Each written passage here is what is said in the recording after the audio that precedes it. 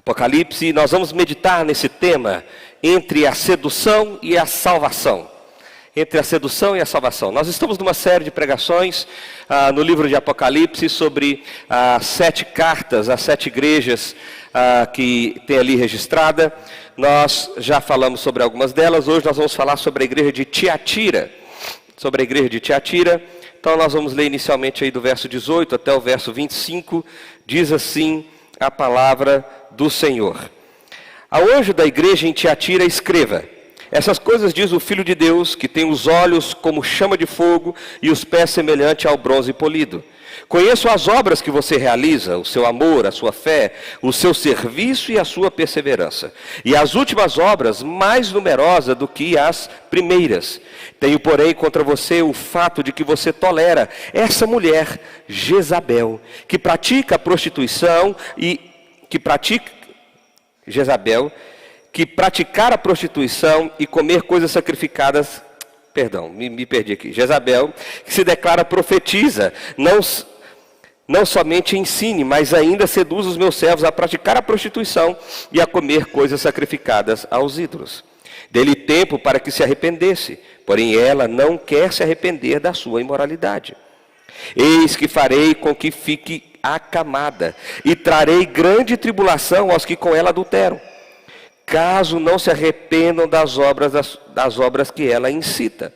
Matarei os seus filhos, e todas as igrejas saberão que eu sou aquele que sonda mentes e corações. E retribuirei a cada um de vocês segundo as suas obras.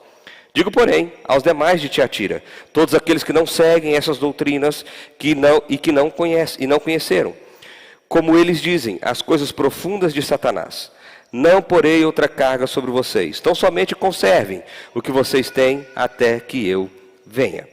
Vamos orar mais uma vez?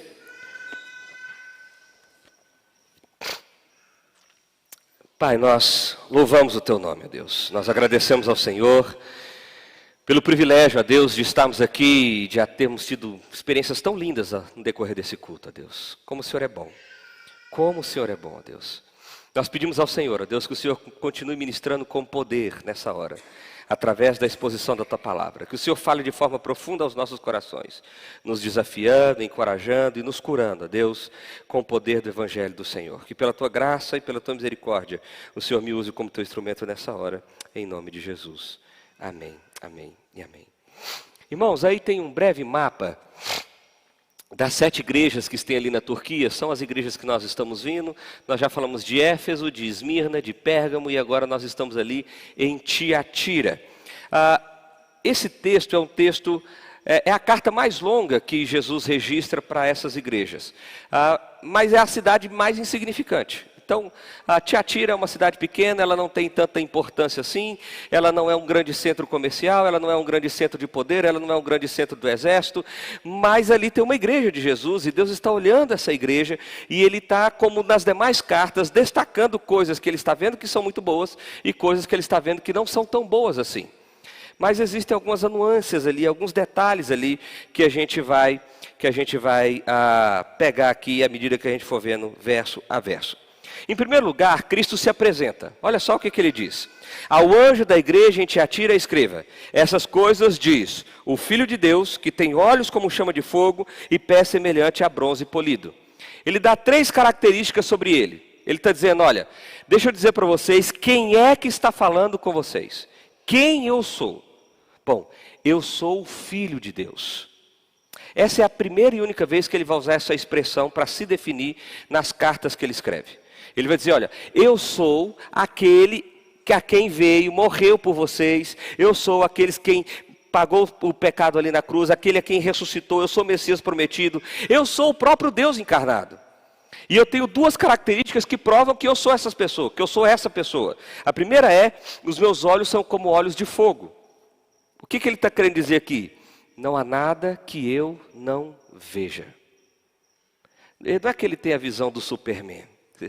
Quando a gente vê Superman pela primeira vez é tão legal. A gente pega assim, atravessou a pessoa. Não é que ele vê através dele. Ele vê o íntimo. Ele enxerga aquilo que nós não enxergamos. Você já se deparou que de repente você toma alguma ação, mas você não consegue discernir a verdadeira motivação da sua ação? naquele momento? Talvez, momentos depois, dias depois, você consegue pensar, ponderar e chegar a uma conclusão. Poxa, eu acho que eu agi dessa forma por causa daquilo. Mas nem mesmo nós conseguimos enxergar a totalidade da intimidade de quem nós somos. Não conseguimos. Mas esse aqui consegue.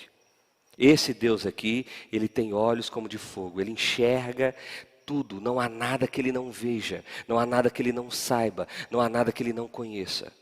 E esse Deus, esse que é o Filho de Deus, esse que tem olhos como chama de fogo, ele tem pés semelhante a bronze polido.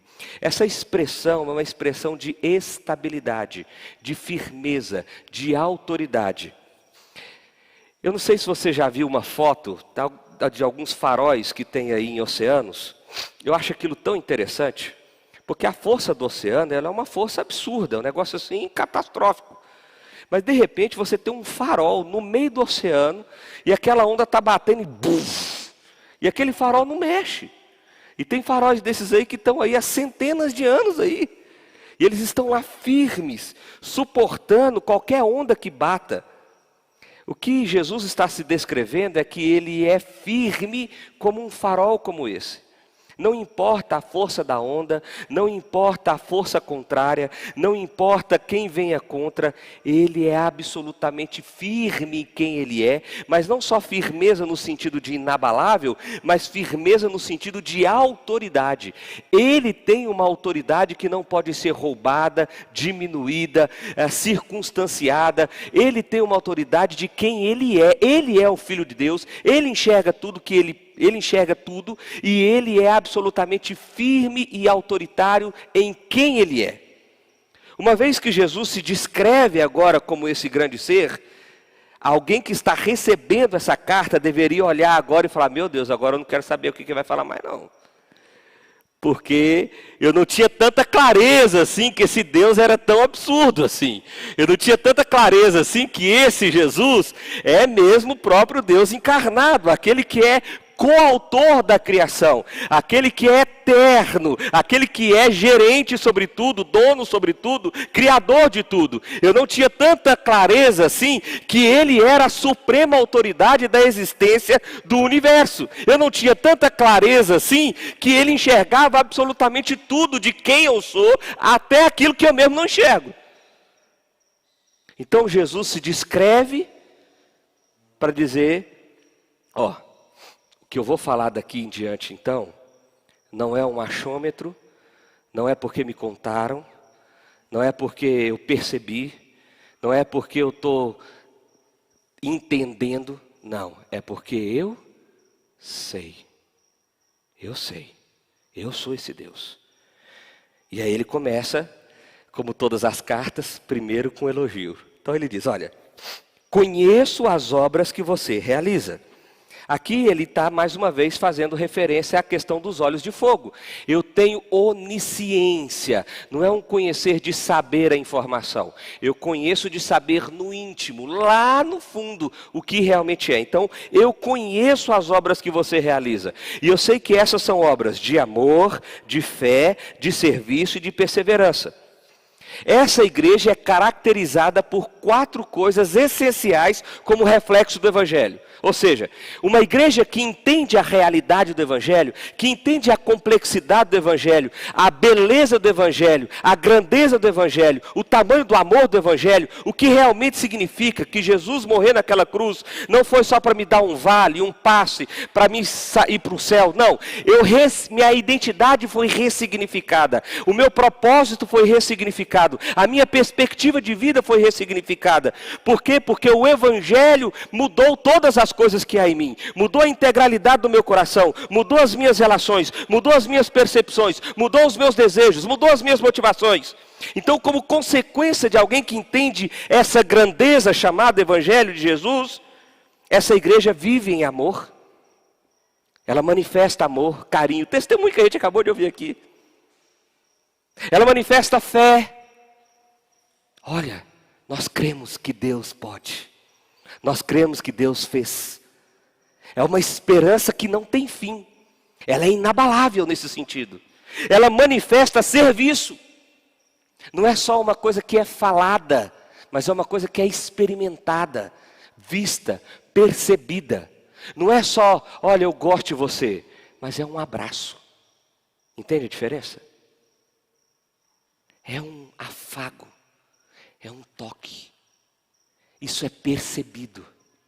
E ela é perseverante. São 4 características essenciais, extraordinárias e lindas, como um reflexo natural de uma igreja que entendeu a verdade do Evangelho.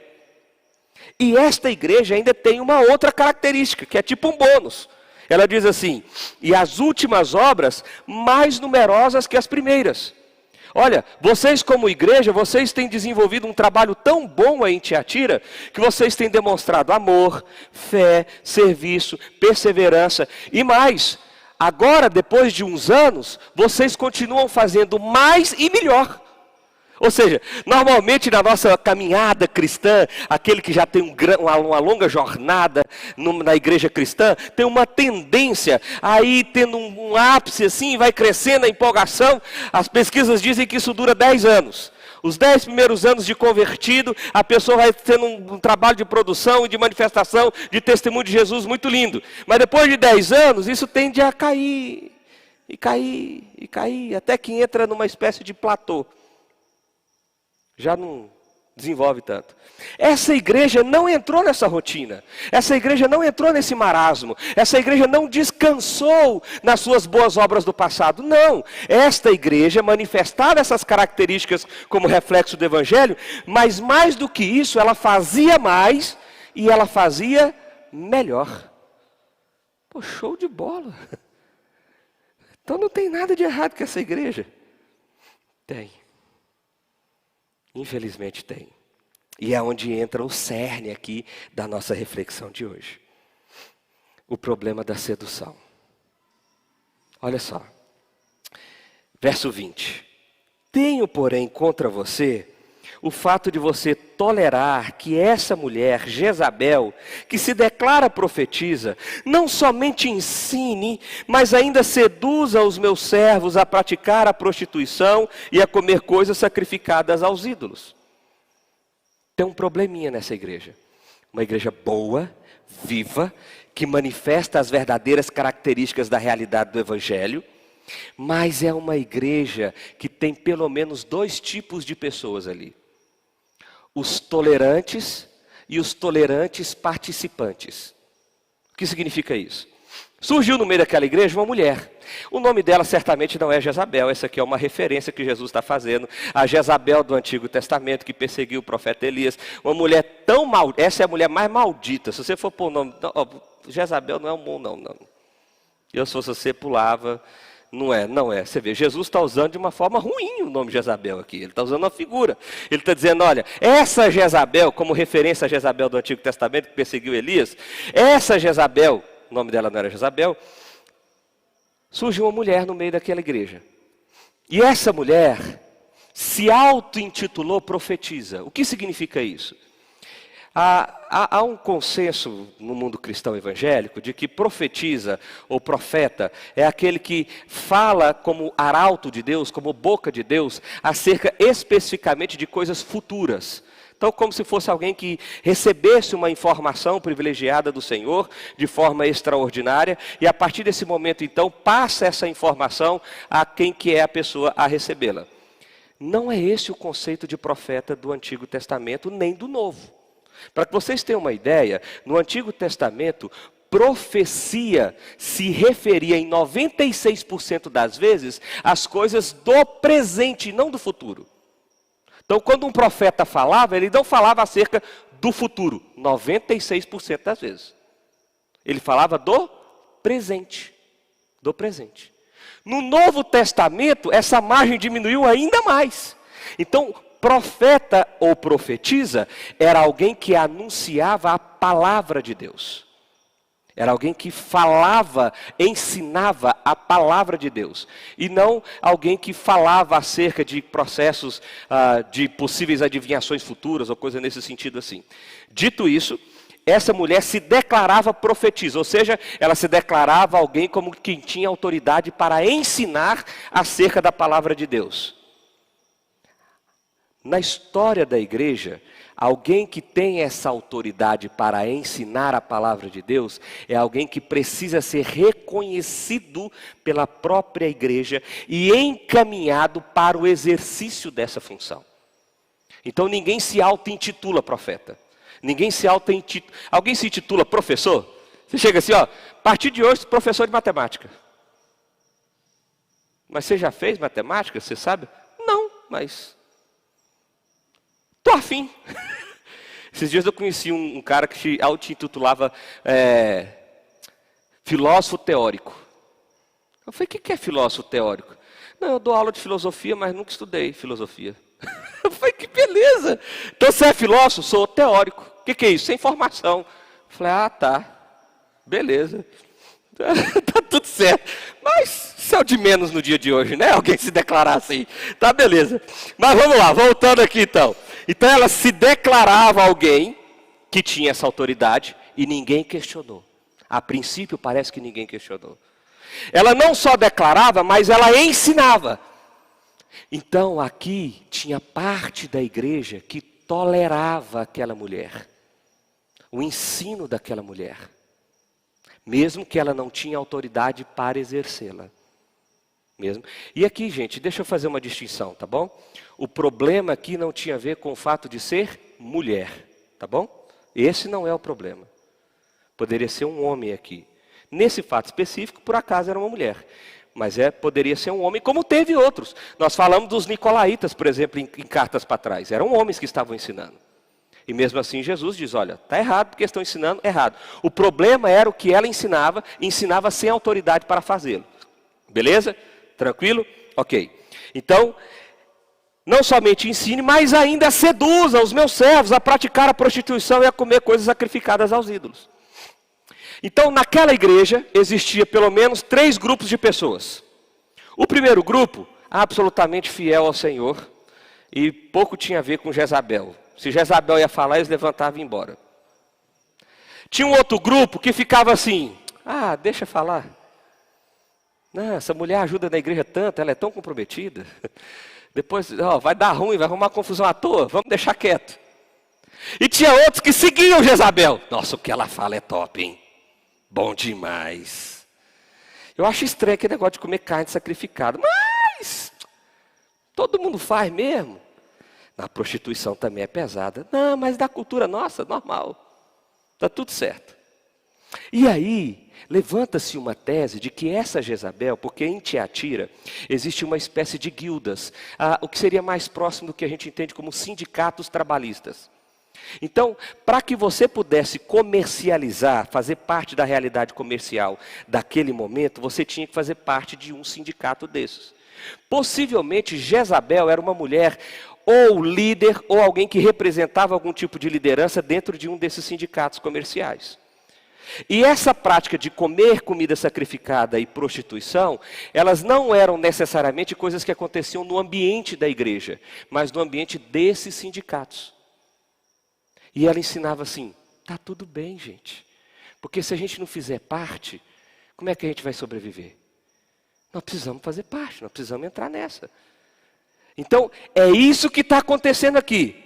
Essa Jezabel está no meio da igreja, ensinando o seguinte, gente, é a cultura, é a cidade que nós estamos inseridos.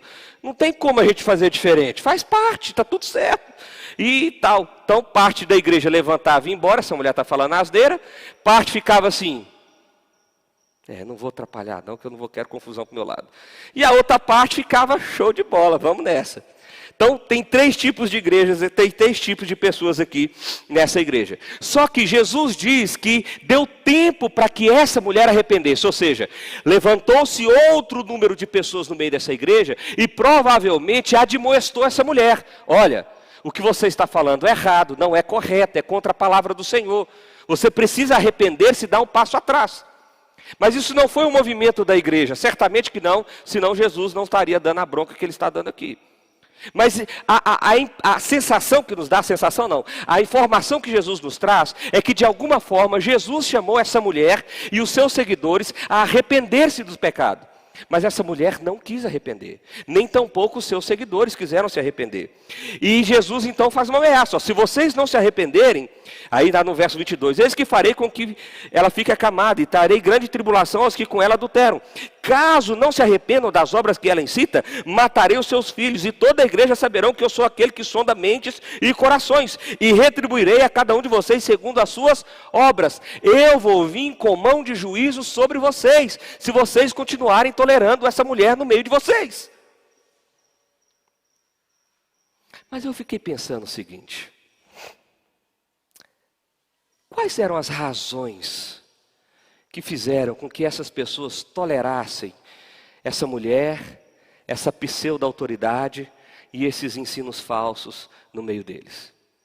E aí eu levantei 6 hipóteses. Isso aqui fui eu mesmo que levantei, 6 hipóteses. E aí olha só, eu cheguei a 6 hipóteses, olha lá. Está bem pequenininha, é só para quem tem supervisão mesmo. Mas diz assim, ó. Primeiro, a cultura daquela época era uma cultura politeísta. O que significa isso? Que na mente dos moradores de Tiatira, era comum você adorar a mais de um Deus.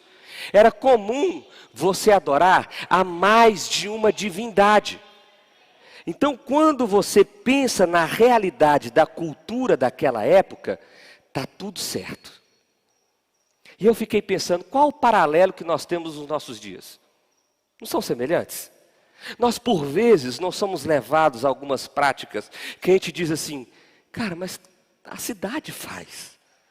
Eu nasci aprendendo assim. Eu nasci fazendo assim. A minha família sempre fez assim. Essa é uma razão. A segunda razão era econômica e comercial. Porque se você não fizesse parte das festas dos sindicatos, aonde tinha essa adoração, e aqui mais uma informação, cada sindicato desse tinha uma espécie de padroeiro, um deus que representava aquele sindicato. Então, essas adorações que eram feitas, elas não eram, essas festas de sindicato, essas realidades comerciais e econômicas daquele tempo, não era desassociada de uma realidade religiosa. Então, se eu ia comercializar pano, se eu ia comercializar fruta, se eu ia comercializar ferro, cada sindicato daquele existia um padroeiro e, por consequência, existia um modo de comércio, um modo de relacionamento, um modo de se fazer baseado na realidade religiosa daquele sindicato. Então, parece ser um bom argumento dizer o seguinte, cara, se eu não fizer, como é que eu como? Como é que eu me relaciono? Como é que eu faço? Esse era um bom argumento. Certamente Jezabel deveria usaria esse argumento. A terceira questão é o sincretismo religioso. Porque eles não só eram politeístas, tinham uma facilidade de adorar vários deuses, mas tinham muita facilidade em adorar junto com outras realidades religiosas. Então assim, meu Deus não é o seu Deus, mas nós vamos fazer um culto aqui e está tudo certo. Você faz o seu Deus, eu faço o meu Deus, e nós vamos fazer, e cada um com o seu Deus, e estamos juntos.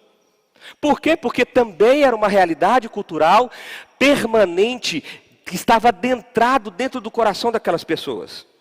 A quarta questão era a pressão social. E isso aqui eu acho que a gente vive muito. Olha, nós precisamos tolerar Jezabel, nós precisamos fazer o que ela está nos ensinando, porque senão nós não vamos pertencer, nós não vamos fazer parte.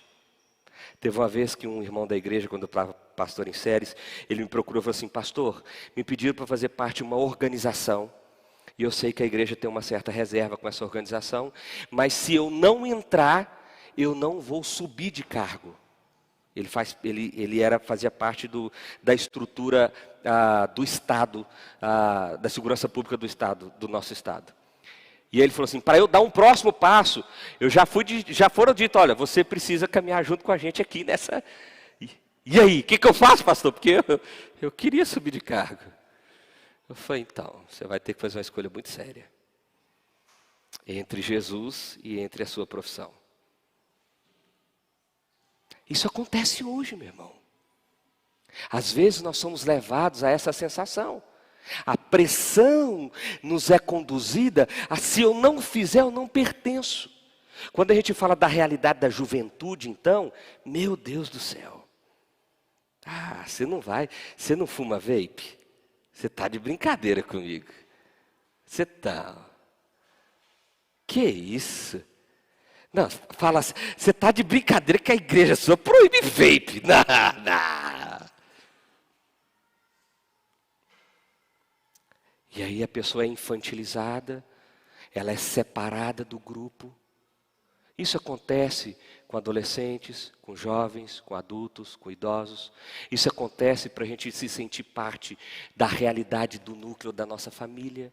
Isso acontece para a gente se sentir parte da realidade do núcleo da nossa profissão. Quinto, possivelmente naquela igreja faltava uma instrução teológica, doutrinária, séria. Porque se aquela igreja tolerava Jezabel e os seus falsos ensinamentos, é porque possivelmente não tinha um bom líder ou bons líderes que ensinavam a verdade de forma tão séria ao ponto de que a igreja pudesse discernir que o que Jezabel está falando é realmente errado. Sexto, perspectiva escatológica. Naquele tempo, a perseguição já estava em andamento, então havia um sentimento entre os cristãos que Jesus estava chegando a qualquer momento. Estava ali. Então, está tudo certo a gente fazer só um negocinho errado, porque nós já estamos quase na beirada mesmo. Então, quando a gente tem a perspectiva escatológica errada, isso nos conduz a práticas erradas. Percebe que quando a gente olha para essa igreja de Tiatira distante, a gente fala assim, gente, que absurdo. Eu se visse uma Jezabel da minha igreja, eu dava na cara dela. Não pode não, viu gente? Isso aí não pode não. Mas de repente, quando a gente vai vendo algumas das possíveis motivações que aquela igreja tolerou Jezabel, a gente fica pensando assim, naquela ali eu tinha caído, hein? No ponto 3 aí eu tinha dançado, eu tinha ido também. Mas aí o texto continua, ele diz assim, digo porém aos demais de Tiatira, a todos aqueles que não seguem essa doutrina, ou seja, 3 grupos, os tolerantes, ficavam só caladinhos, quietinhos, mas não brigavam com ela. Tinha os que seguiam, que ia lá para as festas junto com ela, e tinha um outro grupo, diga aos demais de Tiatira, a todos aqueles que não seguem essa doutrina e que não a conheceram, como eles dizem as coisas profundas de Satanás. Não porém outra carga sobre vocês, tão somente conserve o que vocês têm, até que eu venha. Ao vencedor que guardar até o fim as minhas obras, eu lhe darei autoridade sobre as nações, e com cetro de ferro governarás, as reduzirás a pedaço como se fosse objeto de barro. Assim como também eu recebi a autoridade do meu Pai, eu lhe darei ainda a estrela da manhã. Quem tem ouvidos, ouça o que o Espírito diz às igrejas. Então, você que se conserva fiel, você que se não mistura com a doutrina de Jezabel, você que não está dando ouvido a essas falsas doutrinas, permaneça assim. Fica firme. Não dá ouvido para isso não. Porque é interessante que esse grupo aqui, eles nem ouviam. Eles nem estão sabendo o que Jezabel está ensinando. Literalmente, a sensação que dá é, Jezabel chegou para levantar e vir embora. Nós não estamos a fim de ouvir essa mulher falando asneira. E Jesus diz assim, ó, parabéns. É isso aí.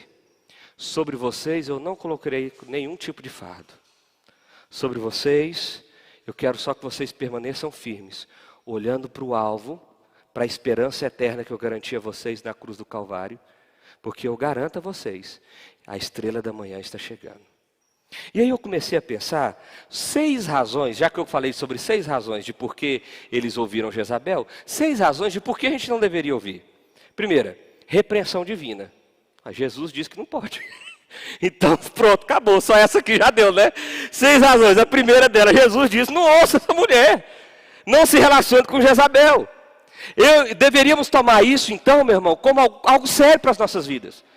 Quem nós estamos ouvindo como instrumento do conhecimento de Deus nas nossas vidas? Deixa eu dar um exemplo aqui, muito simples. Vou citar uma pessoa que é conhecida e que é para você ficar preparado, tá bom? De repente você está escutando Pablo Marçal e entendendo que Pablo Marçal é um cara que sabe ensinar sobre teologia. Deixa eu dizer uma coisa para você, ele não sabe. Ele não sabe. Se você quiser estudar mundo empresarial com ele, show de bola. Mas se você quiser aprender alguma coisa sobre Jesus com ele, não faz isso não. Não faz isso não, que você vai descer a ladeira e quando você cair o tombo vai ser grande. Não sabe, não sabe. Aliás, no Brasil nós temos uma trinca, tá bom? Uma trinca. Pablo Marçal, Vitor Azevedo e o que fala chorando, como é que é o nome dele? David Leonardo. Foge dessa trinca. São 3 Jezabel. Que isso, pastor, eu gosto tanto do David Leonardo, chorei tanto com os vídeos dele. Eu também já chorei, eu já vi uns vídeos. 2 minutos você chora. Se você ouvir com 15, você chora também, de raiva, mas aí já é outra coisa. São uma trinca, que está aí nos Instagrams, está aí no Twitter, está aí no TikTok, está aí na realidade. E as pessoas estão ouvindo esses caras como alguém que ensina sobre Jesus. E eles não ensinam sobre Jesus. Eles não ensinam sobre Jesus. Eles ensinam sobre outras coisas. Não estou nem dizendo que é ruim, não. Mas não é sobre Jesus. Então, cuidado com quem você tem dado ouvidos para ouvir. Jesus está dizendo, não ouça Jezabel. Não ouça Jezabel. Segundo, condução ao pecado. O problema da gente ouvir Jezabel é que nós somos conduzidos de forma paulatina, não era boa palavra, mas de forma devagar, de forma sem que percebamos que a gente vai um pecadinho aqui, um pecadinho acolá, um pecadinho acolá, e a gente vai justificando, quando em fé a gente já enfiou a cara. Esse é o motivo pelo qual nós não devemos ouvir Jezabel. Terceiro, juízo divino. Nós não devemos ouvir Jezabel, porque aqueles que ouvem Jezabel vão sofrer com um juízo divino. A mão de vingança do Senhor virá sobre essas pessoas. Jesus não disse que iria matar somente os filhos de Jezabel, é dos filhos dos seguidores também. Jesus não disse que ia trazer punição somente sobre Jezabel, mas sobre aqueles a quem ela estava seduzindo e aqueles que estavam ouvindo ela. Quarto, porque se ouvimos Jezabel, a verdade é corrompida. Como que é isso? Porque, vou usar a trinca aqui de novo, tá bom? Eles não falam palavras que você saca na hora assim, por falso. Não é assim.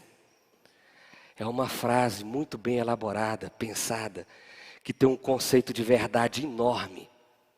O problema normalmente é lá no finzinho, as 2 últimas palavras da frase, que é a ação. Na hora da aplicação, você é o herói da sua história. Aí que lascou com tudo. Aí o evangelho foi por água abaixo. Porque o evangelho diz que a última coisa que eu sou é herói.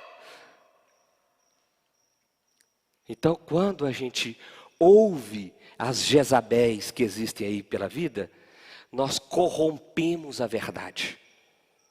Nós até sabemos da verdade, mas ela é sutilmente corrompida e a gente vai e fala assim, pô, legal, gostei desse negócio, gostoso pro coração, é bom. Fez uma massagem boa aqui para mim agora. Quinto, nós não deveríamos ouvir Jezabel porque nós temos uma promessa de recompensa. Jesus fala sobre isso. Lá no verso 26, 27, 28, ele diz, olha, eu não vou pôr mais fardo sobre vocês, a estrela da manhã está vindo, eu estou vindo com vocês, aquele que tem ouvidos ouça o que o Espírito diz às igrejas, se agarrem à esperança que eu estou dando, e não aqui a esperança que Jezabel está dando, se agarrem à certeza de quem eu sou, e não à certeza do que Jezabel está oferecendo. Sexto e último lugar, porque como cristãos, somos testemunhas de Cristo. E como tal, nós deveríamos nos comprometer às práticas de Cristo. E nada diferente disso deveria conduzir as nossas ações, pensamentos, desejos ou intenções. Porque eu sou testemunha de Jesus. Então eu preciso refletir em Jesus. Não é Jesus em mais alguma coisa, é só Jesus. É só Jesus que é meu rei, é só Jesus que é o centro da minha história, é só Jesus que governa a minha vida. Então é só Ele que eu sigo, É só os passos dele que eu quero refletir. É a face dele que as pessoas devem ver em mim. O que fazer então? Em primeiro lugar, precisamos ter discernimento da cultura. Olha, assim como na igreja de Tiatira, existem valores culturais que estão impregnados e que muitos de nós crescemos com eles, desenvolvemos com eles. Que não são coisas assim que nos assustam, que não são coisas que nos espantam, mas que são avessos ao Evangelho. Então nós precisamos ter discernimento cultural, ao ponto de que a cultura não seja estabelecida como um valor maior do que o Evangelho que me resgatou, me transformou e me deu uma nova identidade. Segundo, nós precisamos parar com essa ação de complacência. Deixa falar, tadinha. Deixa ele falar. Pastor, o que tem? Tem tanta gente achando bom esse discurso. O problema, meu irmão, desse falso discurso é que as pessoas estão achando que estão indo para o céu e elas estão descendo a ladeira para o inferno. Como é que a gente deixa? Como é que a gente fala assim, está tudo bem? Não, mas elas estão se sentindo bem. Será que esse é o nosso critério de percepção? Sentir-se bem. Você já se sentiu bem e depois se sentiu arrependido disso? Quer ver como acontece algumas vezes? Eu e minha irmã, eu tenho uma irmã 1 ano e 5 dias mais nova do que eu. Eu e minha irmã, sabe Tom e Jerry? É igual daquele jeito. A gente sempre brigou muito. E de vez em quando, 99% das vezes eu me dava mal. Mas quando ela se dava mal, eu achava tão bom. Aquilo me fazia um bem. Eu sentia bem. Apanhou bem feito. Merecia. Sentir-se bem é o critério. Será que os nossos corações, eles nos enganam? Será que as nossas emoções, elas podem, de repente, refletir uma falsa verdade? Eu acredito que sim. Por isso, nós não podemos ser complacentes, negligentes, no sentido de, tá tudo bem, deixa pra lá. Não. Terceiro, tenha valores como valores inegociáveis.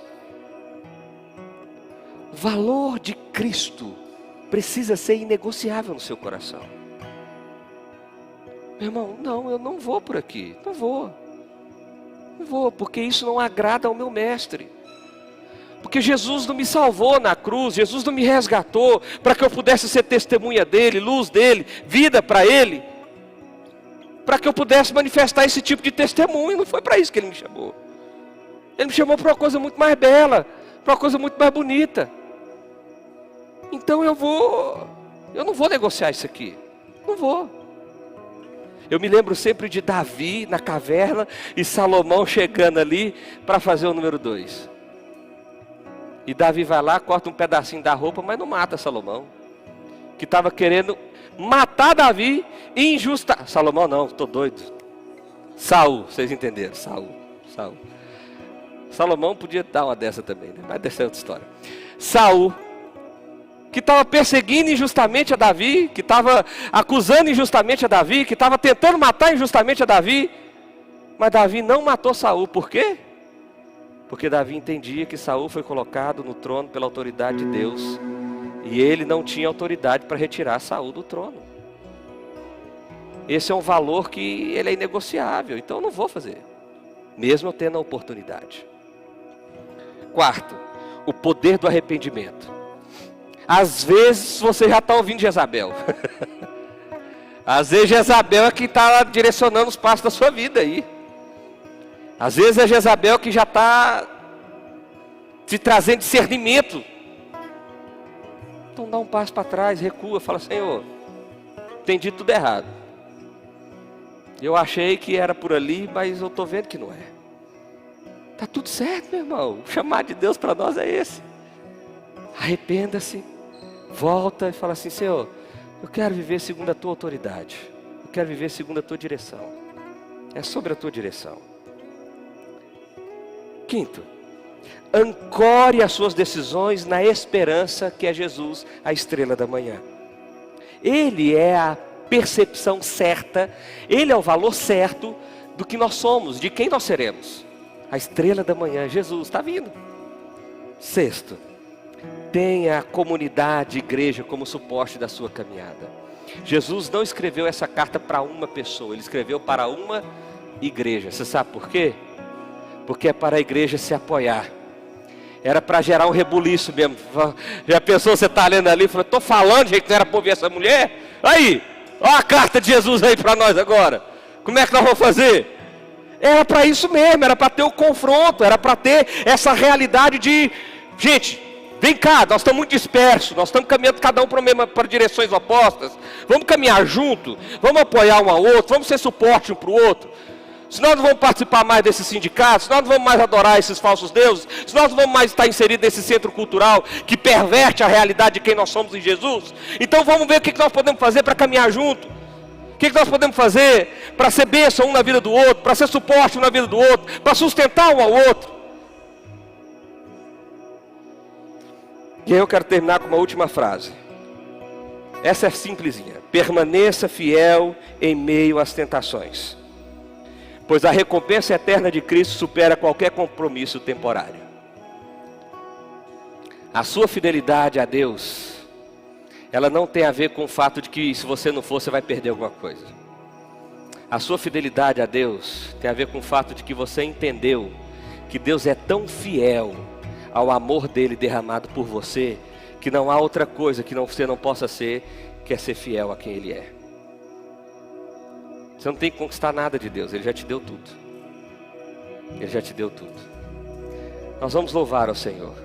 Meu irmão, eu sei que o tempo aqui já extrapolou muito da nossa proposta, mas eu queria que você não perdesse a oportunidade de estar em conexão com Deus nessa hora. Nós vamos louvar ao Senhor. E eu queria que você tivesse um tempo de oração aí. Tantas coisas aconteceram nesse culto, tantas palavras foram ditas aqui, tantos momentos de emoção foram trazidos aqui. E Deus certamente ministrou seu coração.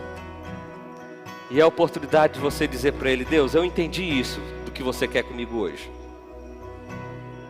Então fale com Ele. Nós vamos louvar o Senhor e eu queria que você tivesse esse tempo com Ele.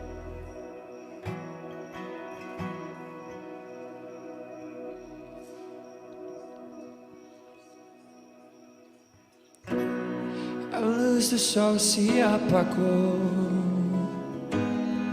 o amor se entregou naquela cruz.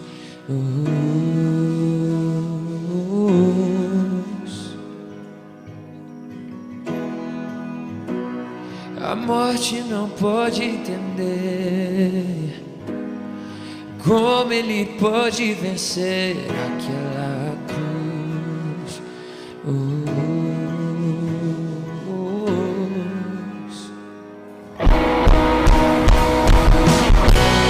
A luz do sol se apagou, o amor se entregou naquela cruz.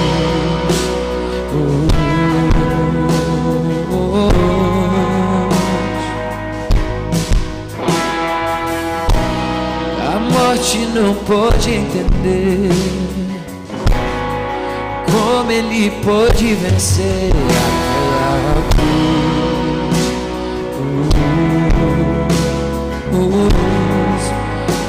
Mas ao terceiro dia, o amor se levantou, da morte ressurgiu pra sempre. Estamos reunidos, levantamos nossas mãos, cantamos aleluia.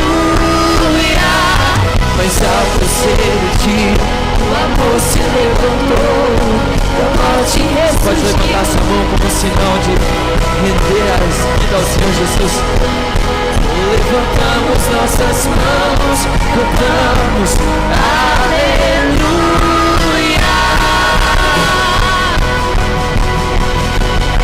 E Ele venceu a morte, ressuscitou.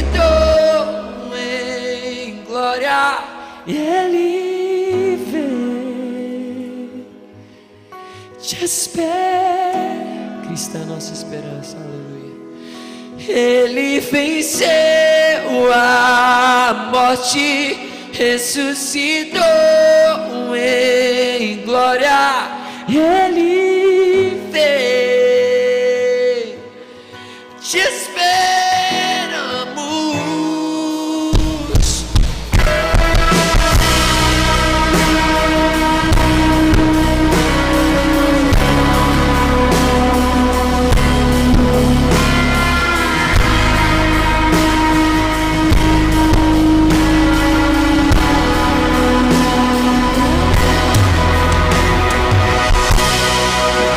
O sol se apagou, o amor se entregou.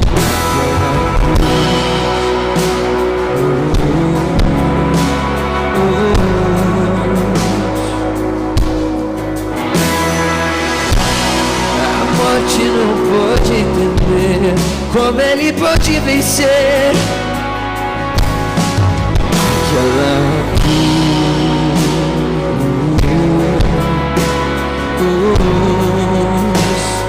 Cantemos todos juntos, mas ao terceiro dia, mas ao terceiro dia, o amor se levantou, da morte ressurgiu pra sempre. Estamos reunidos, nós levantamos nossas mãos, cantamos. Você pode ficar de pé? Mas ao terceiro dia, o amor se levantou, da morte ressurgiu pra sempre. Nossa esperança, estamos reunidos, levantamos nossas mãos, cantamos aleluia.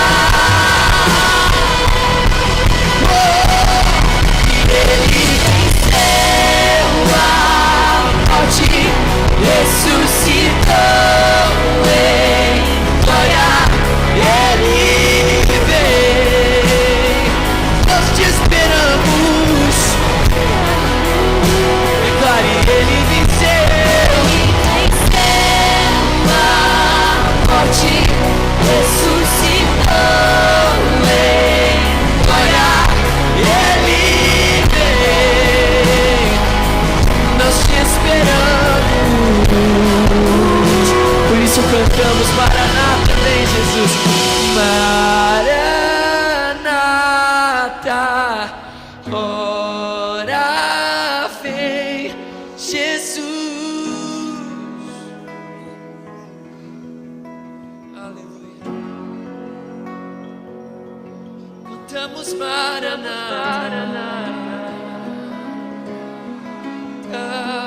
ora vem Jesus.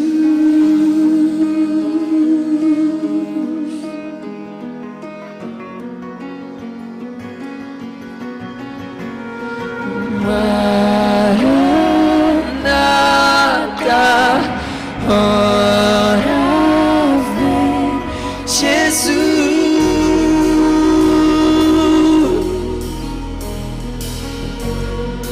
A última vez bem alto. Maranata, Maranata, essa é a nossa esperança. Cristo é a nossa esperança.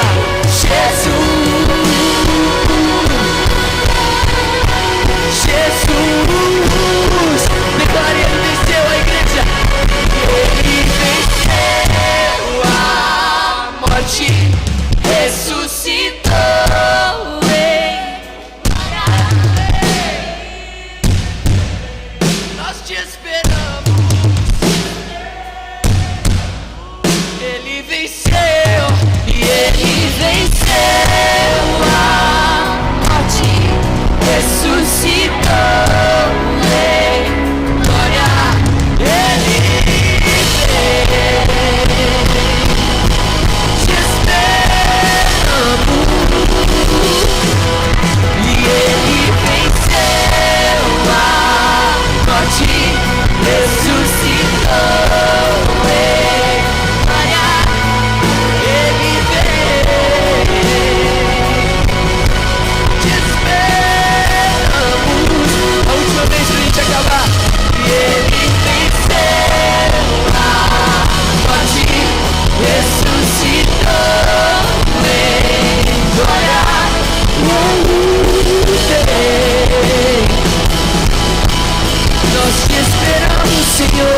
Jesus, Ele venceu. A igreja canta, ressuscitou.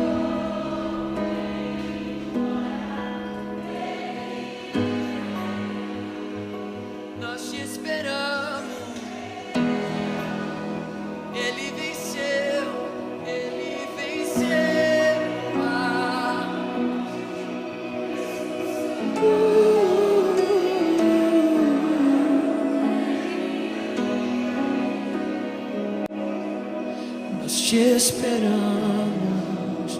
Nós te esperamos, Senhor Jesus. Pai, nós queremos declarar essa música como a nossa oração, ó Deus.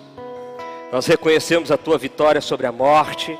Reconhecemos, ó Deus, que o nosso coração se encheu de esperança, de gozo e de alegria, ó Deus, com a realidade de quem nós somos no Senhor, ó Pai. E agora o nosso coração te espera cheio de alegria, te espera cheio de esperança, cheio de força, cheio de vigor, pronto para enfrentar os desafios, pronto, ó Deus, para discernir aquilo que quer nos seduzir, nos enganar, nos afastar do Senhor, ó Pai. Pai, em nome de Jesus, firma os nossos pés no Evangelho do Senhor, ó Pai. Que nós possamos andar agarrados na realidade da verdade do Teu Evangelho, ó Pai. Que o nosso coração não se perca, que o nosso coração não seja seduzido pela cultura, que o nosso coração não seja estremecido diante dos medos que a cultura nos apresenta, ó Pai. Mas que nós possamos ser encharcados com a Tua verdade, cheios da Tua verdade, ó Pai. E assim possamos ser fortalecidos para enfrentar todo e qualquer desafio, ó Pai, na certeza de quem nós somos no Senhor, ó Pai. De quem nós somos no Senhor, ó Deus. Nós nos colocamos na Tua presença, ó Pai, gratos. Obrigado, ó Deus, por um culto tão lindo e tão maravilhoso como esse que nós pudemos ter aqui, ó Deus. Estivemos aqui para prestar um culto ao Senhor, ó Deus. Mas foi o Senhor que nos abençoou de forma grandiosa. Pai, que quando voltarmos para as nossas casas, para os nossos lares, para os desafios da nossa semana, seja o Senhor, ó Deus, nos lembrando de quem nós somos no Senhor. Das certezas e das convicções que foram reafirmadas aqui nessa noite. E que agora a graça do Senhor Jesus, o amor de Deus, o eterno Pai, que as consolações do Santo Espírito de Deus repouse sobre todos nós e todo o povo do Senhor reunido sobre a terra, hoje e por todo sempre. Amém. Amém.